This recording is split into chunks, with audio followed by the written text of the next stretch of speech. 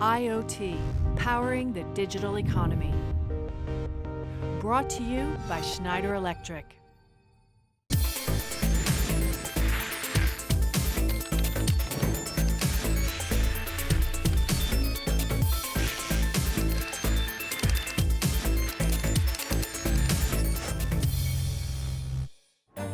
Keeping fit and staying healthy is a priority for many of us. But when our health suffers, hopefully the health sector is on hand to support us. Bringing healthcare innovation to the public isn't straightforward, and regulation in this sector is some of the most complex in the business world. That's not stopping the biggest healthcare providers from developing solutions and bringing them to the marketplace. But how effective is this innovation in lowering costs, but more importantly, improving our health overall? To find out, I'll be visiting the university that's building a brand new hospital with 21st century technology at its heart. I'll also be speaking to the entrepreneur who's bringing doctors' appointments to smartphones. Hey, my stomach. And we'll find out what challenges healthcare businesses have to overcome to stay profitable.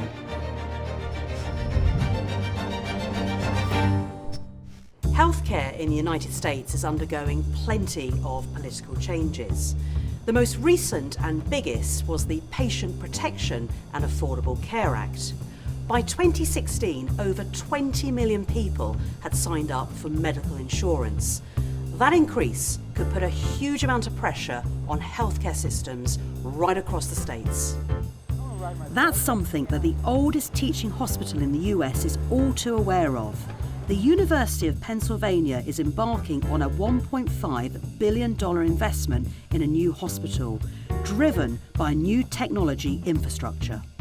This hospital has been here for nearly 150 years, and the hope is that this new building will not only provide 21st century care, but will also be future-proofed. In the fast-changing world we live in, that's a tall order. The new hospital is going to be built on this site, and it's hoped that it will be fully operational by 2021. The Executive Vice President and Chief Administrative Officer for the University of Pennsylvania Health System is Kevin Mahoney. He's also a co-director of the Penn Medicine Center for Healthcare Innovation, which means that he has an eye on the future. But is that future already here?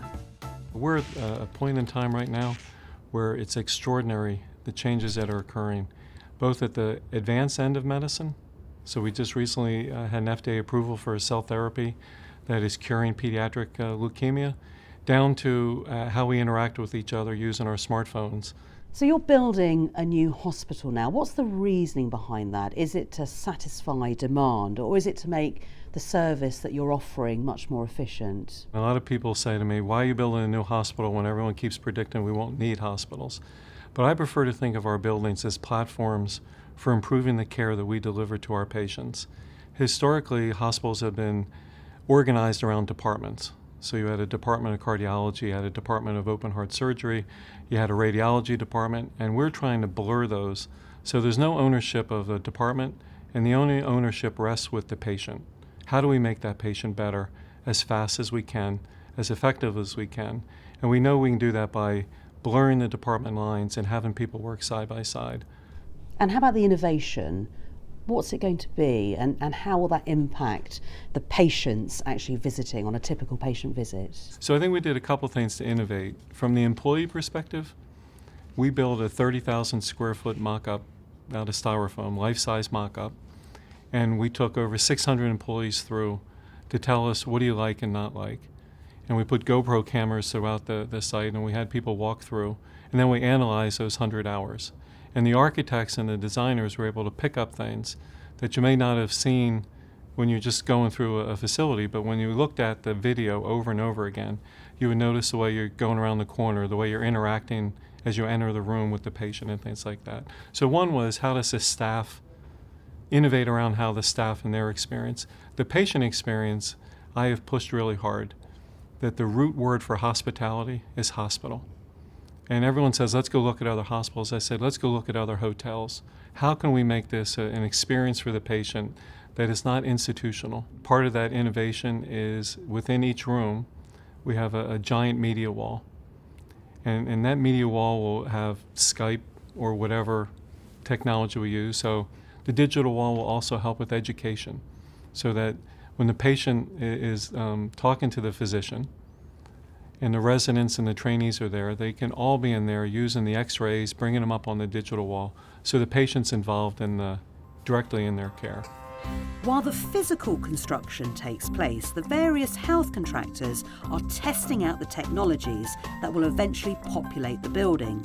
So this lab, what we've done is set this up for three basic purposes: testing, then proving, and finally installing. So what you see on these, a lot of these walls, is we are testing out different products, different vendors, for very specific things that are going to be taking place within the patient room. So for instance, right here, we have some things that are involved with noise. What is that? So this constantly checks the noise levels in the patient room. Right, so you can see the number, right, so you can obviously see that. And the ear, that particular ear for this one, will be outside in the hallway. And so folks in the hallway would know that they are being too loud for the patient in the room. So that's one of them. I mean, there's lots of different things. We are testing out different lights and lighting controls within the space. And then the really big thing here is that how does all this stuff sort of work together for the patient and also for the staff, to make it as easy as possible. So we have a lot of patients and project that we will have a lot of patients who aren't that familiar necessarily with technology. So we want to also be able to have technology that works for somebody who's very tech savvy, but for also folks who are very novice with a touchpad. What UPHS is doing is a leap forward in future proofing, and how they're adapting to digital innovation is remarkable. But where there's a business opportunity, disruptor companies aren't far away. One of them is Babylon Health, who've been around since 2013. Dr. Howard from Babylon, thank you for booking a consultation with us today. They're a digital healthcare provider offering consultations with a doctor or other healthcare professional via an app. Ali Parsa is the founder of Babylon Health. He's an entrepreneur who has worked in construction and investment banking. I want to know what technology he's building into his Babylon app. Artificial intelligence is a science, right? So we figured out how to, for instance, let me take one piece of it. How does a machine diagnose? So we figured out how we can get computers to diagnose. It just happens to be that diagnosis is fundamentally probabilistic graphical modeling. So if you think about it, the doctor asks you a lot of questions, but they're constantly thinking, so what could it probably be wrong in here, right? So there's zooming down to a disease or two or three to provide you with what we call differential diagnosis, right? Machines just happen to be incredibly good at that when it comes to looking at billions of variations of symptoms and saying that what is the probability of the outcome out of all of those. What a machine cannot do is put its hand on your shoulder and say, look, I look after you after that. So we just allow the machines to do the bit they can do very well, but humans to do their bit. And so the limitations is really that human interaction. So how do you make sure you get that balance right between providing and making the most of the innovations, but also keeping that human touch? Well, it's almost a self-selecting process, right? So I call in, I say my tummy hurts, I might end up having gas, right? That's easy. The machine can reassure me. The artificial intelligence can reassure me and say that doesn't need to see a doctor. Then it's up to me to choose that, do I trust that or do I want to talk to a doctor to reconfirm? And hopefully after the third or fourth time that I call a doctor and it says exactly what the diagnosis of the artificial intelligence says, I say, okay, that's fine. For those technical fans out there, I know they're probably dying to know, what platforms does Babylon run on? So we are on your mobile, be it on your Android or on your iOS devices, but we are also, as of recently, on our website. You can enter our chatbot and have a consultation, either with our AI or, if necessary, with one of our doctors. And obviously, mobile technology for the cross generations, in particular the millennials, the take-up is huge. Do you think you'll see a bigger take-up from the other consumers, the over 50s, where healthcare is incredibly important to them as it is for everybody else? Do you see a better uptake because of the variety of platforms that you're operating on? It's not so much about age. is more about your emotional connection with adapting technology early. And it just happens that younger people are more flexible in what they are prepared to test sometimes. Now, strategically, where do you see this all going? Who do you want to work in partnership with? So we, in the last 3 months since November, the National Health Service in Britain has made it available to people in central London. So you can actually now choose Babylon as your GP. You switch from your existing GP to Babylon. And what we saw is thousands of people joining in what we never expected. So we already have signed 3.5% of all young people in central London now. Having done that, we then went to one of the financially most challenged countries in the world, to Rwanda, and say, can we deliver this quality of healthcare at the prices that one of the financially poorest countries in the world can afford? And we signed up in almost no time, 18%, 17% of the adult population of Rwanda registered on Babylon. We deliver hundreds of thousands of consultations, and I'm delighted that Melinda and Bill Gates Foundation have just announced that they will pay for the entire nation of Rwanda to receive their primary care on Babylon if they choose to, in partnership with the government of Rwanda. And that's a testimony that in healthcare, you could do what we've done in information. You could completely democratize it. You could make it available to everyone, irrespective of their financial capability. And while that seems like, wow, how can that happen? But you and I forget that only 20 years ago, it was exactly this with information. You only had access to information if you were rich. You remember the adage, power, information is power? Now we all have access to all the information almost in the world as long as we have access to the internet. Google has solved that problem for us. I think we can solve a similar problem in healthcare in years to come. Ali Parsa is taking advantage of the latest developments in IoT devices. It's that innovation which is allowing his business to thrive. The innovation isn't just in these devices, but in the apps and the data that businesses store. And those businesses need to be vigilant about protecting that data. But with regulations varying across the globe, it's a minefield. And I'm going to find out how companies navigate the rules after the break. Companies are pushing technology to the limits to provide more efficient ways of keeping us healthy. To do that, consumers need to provide more and more information about themselves.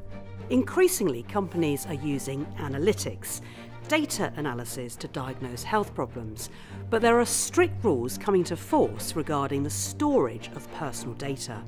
The General Data Protection Regulations rewrite the rules regarding the data that all companies can hold about individuals. It has big implications for the health sector globally.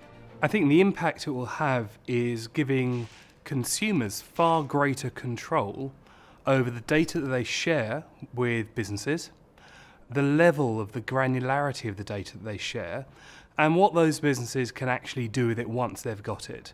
So it will restrict a lot of businesses who effectively were taking data and using it for their own purposes. They'll find that a lot more difficult. And will it be enforceable, do you think? Will it have real teeth? Yeah, I think it will. And I think in a lot of sectors, people are running scared about what it might mean for them. And there's been a lot of last-minute action to try and make sure that organisations are compliant because they're worried about the impact if they're not. Dr. Bill Hansen is the Chief Medical Information Officer at UPHS in Philadelphia. He's written about how digital is changing the way we get healthcare, particularly regarding telemedicine. There are a variety of legal constructs that govern telemedicine.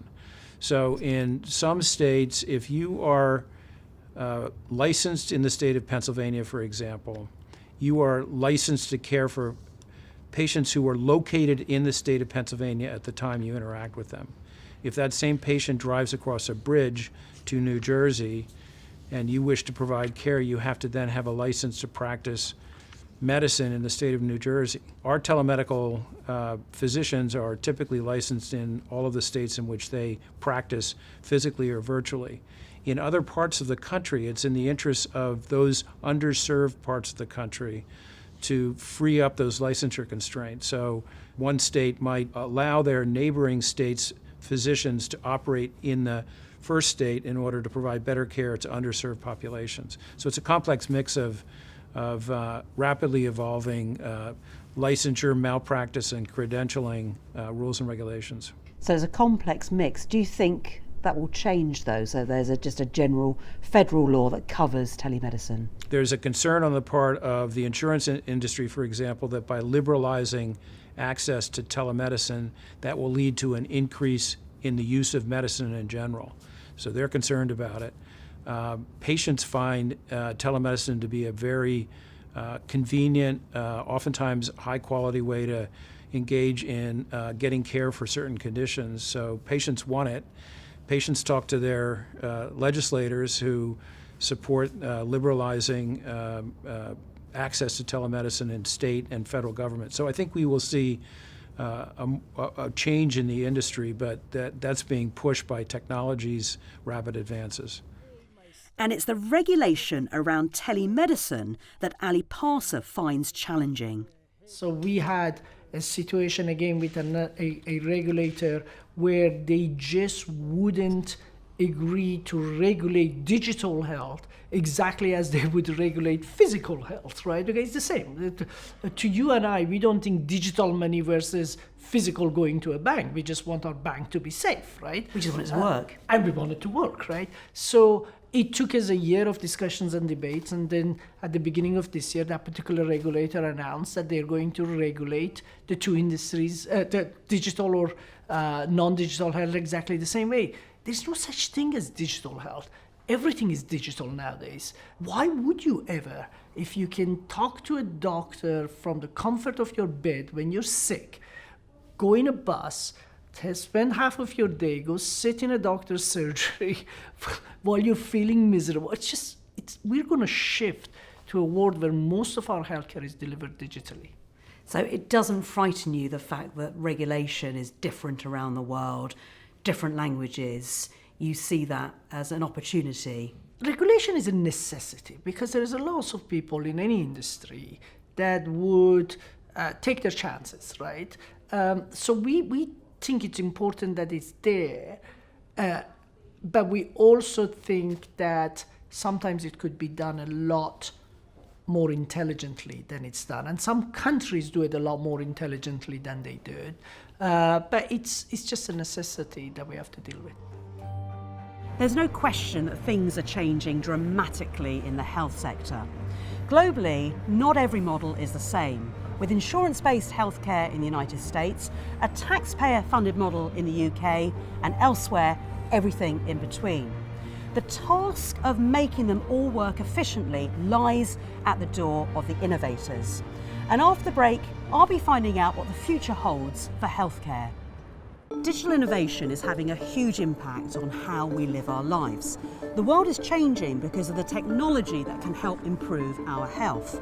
But how far will that change take us? And how can business help democratise that change? All of us are hoping to make a contribution to one of the big problems of the society. In our case, if we can make healthcare accessible, affordable, put it in the hands of every human being on earth, if we can do with health what Google did with information, that's a phenomenal thing to have achieved. And of all the innovations, artificial intelligence seems to be the one rising to the top for you and many other businesses. Are there any other technologies under the umbrella of Internet of Things that you've got your eye on that are going to play an important part, whether it's augmented reality, virtual reality, and everything else that goes under that umbrella? Everything we know about intervention in medicine is being reinvented. Whether it is electrobiology or synthetic biology, whether it is laser manipulation or audiology intervention, whether it is organ reconstruction or DNA reengineering. We are reinventing the way we can intervene in your body in a way that we could never imagine before.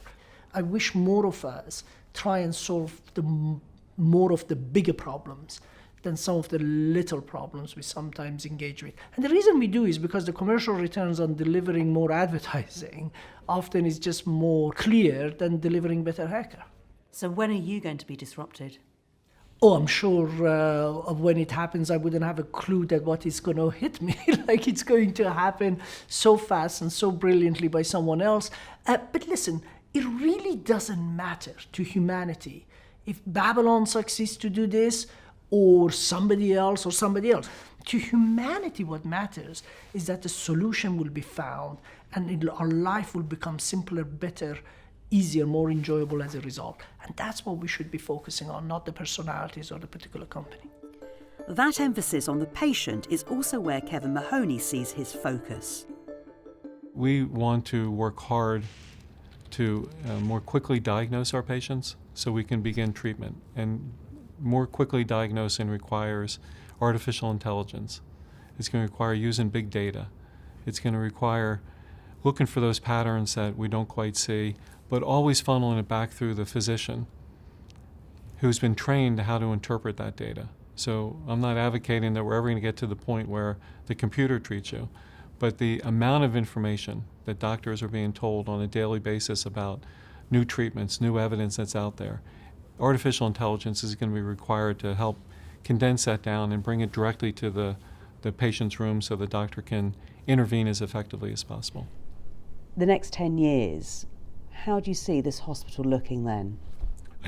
10 years from now, again, I think we will have deconstructed the basics of primary care, early surgery and things like that will all be pushed to the outpatient side.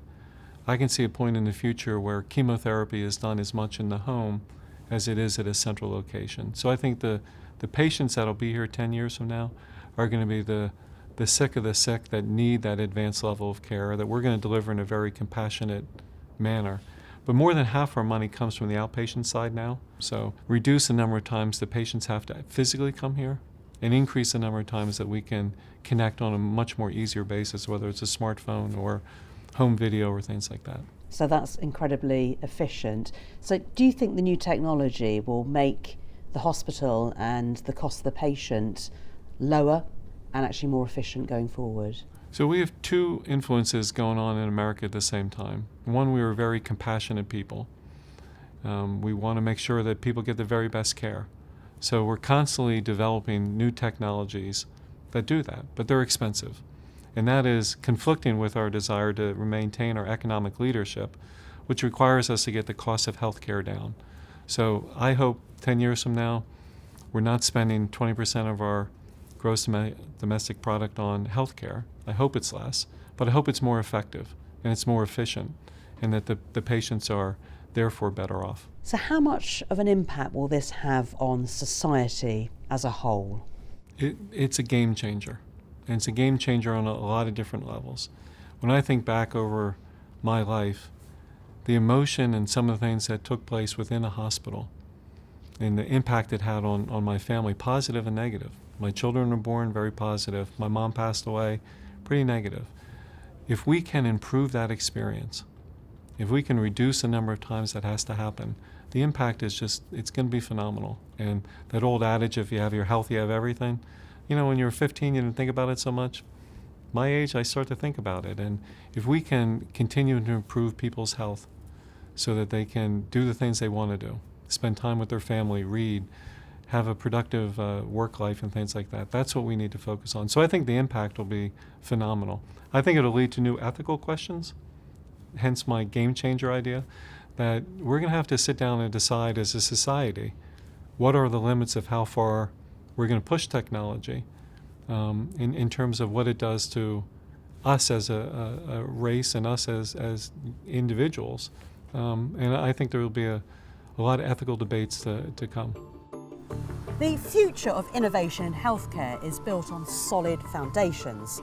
That innovation is driving down costs and improving our health. With that comes the long-term hope of staying healthier for longer. The innovators say that they can deliver on that hope. Let's hope they're right.